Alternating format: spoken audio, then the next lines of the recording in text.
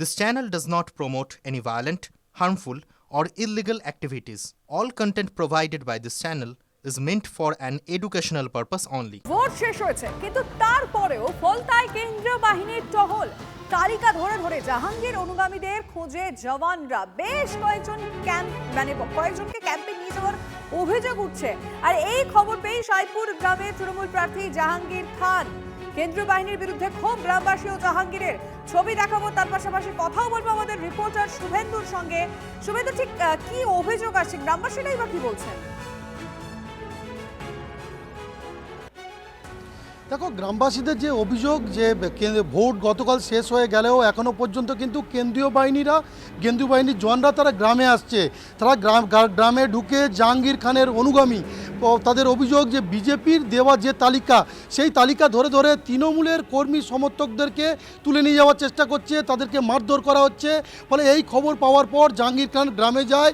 গ্রামে যাওয়ার পর গ্রামবাসীরা তা কিন্তু ক্ষোভ জানাতে থাকেন জাহাঙ্গীর খানের কাছে। তুমি জানো যে গতকাল ভোট হয়ে যাওয়ার পর এই কেন্দ্রের বিজেপি প্রার্থী তিনি কিন্তু নির্বাচন কমিশনে অভিযোগ জানিয়েছিলেন যে এখানকার যে সমস্ত বুথে বুথে টেপ মেরে দেওয়া, এছাড়াও আতর ছড়িয়ে লাগিয়ে দেওয়ার অভিযোগ ছিল। সঙ্গে থাকো শুভেন্দু, ছবিটা আগে একটু দেখাতে চাইবো, এক্সক্লুসিভ ছবিটা দেখাচ্ছি।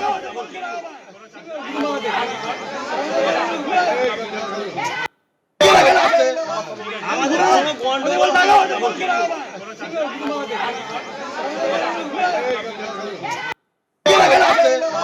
আমাদের গন্ডগোল আমাদের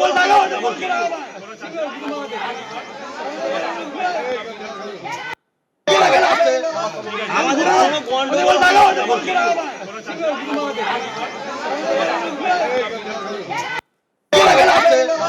আমাদের গন্ডগোল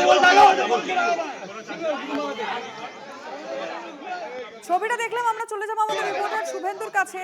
শুভেন্দু, মানে জাহাঙ্গীর খান তার কি খবর, সে কি বলছেন? দেখো, জাহাঙ্গীর খানের অভিযোগ ছিল কেন্দ্রীয় বাহিনী এবং নির্বাচন কমিশনের দিকে। প্রথম থেকে এই অভিযোগে তিনি সরব হয়েছিলেন, কারণ গতকাল তিনি অভিযোগ জানিয়েছিলেন ভোট শেষ হয়ে যাওয়ার পর যে কেন্দ্রীয় বাহিনী বেছে বেছে তাদের কর্মী সমর্থক এবং নেতৃত্বকে মারধর করেছে। এবং ভোট শেষ হয়ে যাওয়ার পরেও গতকাল রাতে তার কর্মীদের বাড়িতে গিয়েছে কেন্দ্রীয় বাহিনী, ধরপাকড় চালিয়েছে। আজকে সকাল থেকেও গ্রামে ঢুকছে এবং গ্রামে ঢুকে তাদেরকে তুলে নিয়ে যাওয়ার চেষ্টা করছে, তুলেও নিয়ে গেছে বেশ কয়েকজনকে। ফলে তিনি বিষয়টা নির্বাচন কমিশনকে জানাবেন, তার দলীয় নেতৃত্বকে জানাবেন এবং তারপরে তিনি পদক্ষেপ করবেন। তুমি জানো এই মুহূর্তে কিন্তু জাহাঙ্গীর খানের যে বিধানসভা ফলতা কেন্দ্র, সেখানে কিন্তু বিজেপি প্রার্থী প্রায় একের পর এক বুথে নিঃশব্দ ছাপ্পার অভিযোগ তুলেছিল। সেই অভিযোগের ভিত্তিতে আজকে ডায়মন্ড হারবার যে গণনা কেন্দ্র, সেখানে কিন্তু পুরো বিষয়টি খতিয়ে দেখার জন্য নির্বাচন কমিশনের নির্দেশে যে বিশেষ পর্যবেক্ষক সুব্রত গুপ্ত তিনি এসছেন, তিনি কিন্তু পুরো বিষয়টা খতিয়ে দেখছেন। এবং এই যে ফলতা হটস্পট, সেটা কিন্তু আরও যত সময় যাচ্ছে আরও উত্তপ্ত হয়ে উঠছে। বিজেপি প্রার্থী দাবি করেছে যে 80 থেকে 90টা বুথের মধ্যে ইভিএম মেশিনের উপরে সেলো টেপ এবং আতর মারা ছিল। এছাড়াও একাধিক বুথে ভোট করতে দেওয়া হয়নি, বাধা দেওয়া হয়েছে ভোটারদেরকে। ফলে তিনি ফলতা বিধানসভা কেন্দ্রে পুনর্নির্বাচনের দাবি তুলেছেন। তবে কিন্তু অভিযোগ অস্বীকার করেছেন জাহাঙ্গীর খান। তিনি বলছেন যে বিজেপির এখানে কোনো সংগঠন নেই, ফলে বিজেপির কোনো লোক নেই। নির্বাচন কমিশনকে কাজে লাগিয়ে বিজেপি কেন্দ্রীয় বাহিনী দিয়ে তৃণমূল কর্মী সমর্থক ভোটারদেরকে হেনস্থা করার কাজ চালাচ্ছে।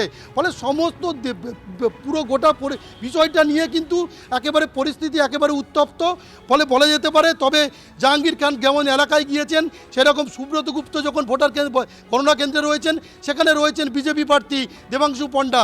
ফলে বিষয়টা নিয়ে কিন্তু নির্বাচন কমিশন একেবারে কড়া পদক্ষেপ নিতে চলেছে বলা যেতে পারে। শুভেন্দু, তুমি নজর রাখো।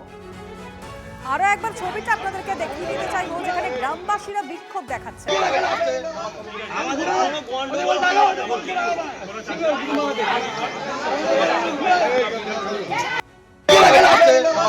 আমাদের গন্ডগোল